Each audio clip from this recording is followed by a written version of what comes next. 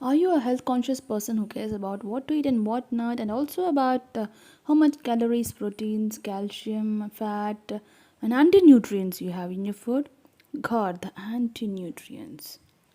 This term is making us much frustrated. Should you be afraid of these? What are anti nutrients? These substances naturally occur in plant and animal foods. They block or interfere with how your body absorbs other nutrients. These anti nutrients may decrease the amount of nutrients you actually get from your food. We are seeing and hearing about them more these days. This news all over has left us believing that even safe, healthy food have become less nutritious, and this has put us in a deep dilemma. Well, I'll make it clear for you. Do watch this video. Do watch this video till the end. First, anti-nutrients are naturally found in animal and many plant-based foods. The most common type of anti-nutrients are gluten, phytates, tannins, lectins, and oxalates. Gluten is found in wheat and rye products and can be found in everything from baked foods to beer and soy sauce. Lectin is said to be in legumes, whole grains, and which is said that this can interfere with absorption of calcium, iron, phosphorus, and zinc. Whereas oxalates in green leafy vegetables and tea are bind to or get bind to calcium and prevent it from being absorbed.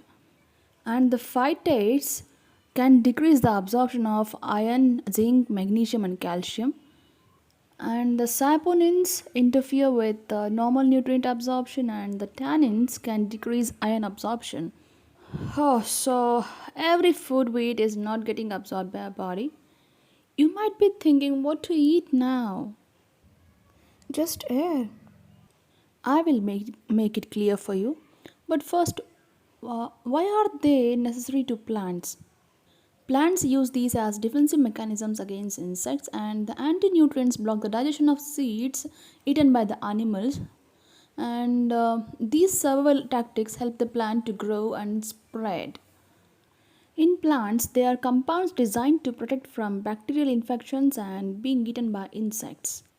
Here, the point is while one result of consuming anti nutrients is that they block certain mineral absorption, you have to know that they do not block the absorption of that mineral entirely. They only block a small amount. They only block it during that particular meal, not all the day and night. The simple truth about anti-nutrients is they are health promoting. The saponins, lectins, oxalates, phytates, all these anti-nutrients are necessary for our human body or the animal body. They help in regulating blood pressure, processed, processed. Sorry. They help in protecting and repairing the DNA and they are used as some powerful antioxidants. Anti-nutrients help to improve the glucose response. They also fight against cancer cells and protect the skin against ultraviolet radiation.